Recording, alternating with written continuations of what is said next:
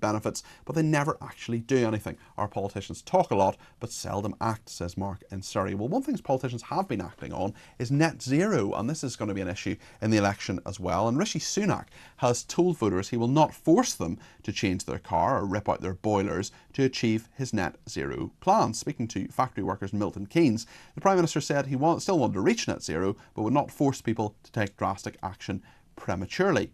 On vehicles particularly, it's really interesting because 22% of manufacturers' sales must be electric this year, with the target rising every year until it reaches 80% in 2030. And then petrol and diesel cars will not be sold after, new ones anyway, will not be sold after 2035. Well, let's talk to Quentin Willson, the motoring journalist, about this. Quentin, it's really interesting from an electric car's perspective because this has been going on for some time. The infrastructure is something that a lot of people have a lot of concerns about in terms of charging points and so on. How realistic is Rishi Sunak's plan? Even what he says, even not sort of forcing people as he puts it, how realistic is this rollout, do you think? Well, what he's doing is being completely disingenuous, Peter, because it's 2035, that's 11 years. So him saying that I want you to prematurely rip out your boiler or change your car when he's changed the dates to 2035 for both boilers and electric cars. So we have plenty of time. He's weaponizing net zero for the election. You can see that quite clearly. They've had, the Conservatives since 2019, 18.9 million in donations from fossil fuel interests. So let's not pretend that he wants net zero and believes in climate change. It's quite clear the Conservatives have pivoted towards he does still say, Quentin, that he wants to reach it by 2050. He's put back the timings, but his view has been, and it was in the Conservatives' manifesto in 2019, as well as the other two main parties, Labour and the Liberal Democrats, is that they do want to reach net zero, and he is putting some plans in place for that.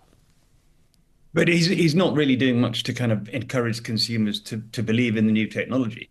Your question, how are we going to reach it? Look, we've got 1.4 million electric cars out there on the roads. We've got 61,000 charging points, up 50% on last year. I spoke to 20 people over the weekend, interviewed them with a camera, and none of them said they would want to go back to combustion cars. So we have 11 years to do this, Peter, and it gives us energy security. It gives us less dependence on fossil fuel cartels in foreign countries who just want to raise the price. It gives us better air quality in our towns and cities, and ultimately cheaper energy for all stored in batteries. And there's an industrial story here as well, Peter. Look, we want to be able to sell this stuff to other countries. We have a really good kind of battery technology industry in this country. We're extremely good at making this stuff. Let's see the advantages of electric cars and electrification and actually build an industry that can supplant fossil fuels as an employer in this country and make money for the economy. Quentin, we just had some breaking news on the car front, actually. I wonder if I can get your reaction to this. Aston Martin has just announced, apparently, in the last few minutes, that they've postponed their electric vehicle launch until at least 2026. Was this on the cards? Is this a shock to you? No, not at all. Aston Martin don't really want an electric car, and they don't have an electric car platform that's credible. So of course they're going to be saying this. Aston Martin, with the best one in the world, lovely that they are a marginal player in the global car scheme. So them not having an electric car launch or a battery car, no surprise to me at all. There are a lot of people, Quentin, a lot of our viewers and listeners just want to represent their concerns because they will disagree with you on a number of points.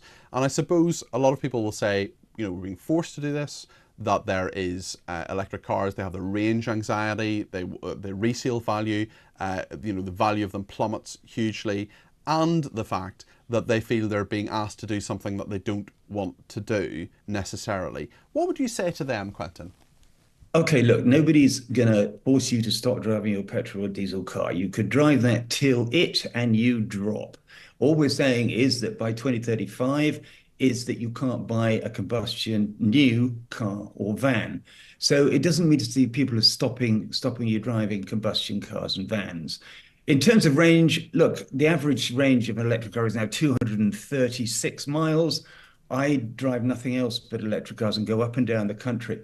And you'll find that most people find it really, really easy when they do average of 25, 30 miles a week. They can fold a car like that into their life. The resale values have gone down, obviously, with the anti-EV narrative. You wouldn't expect it not to. And also, you look at globally, car purchases are going down across Europe and North America as well.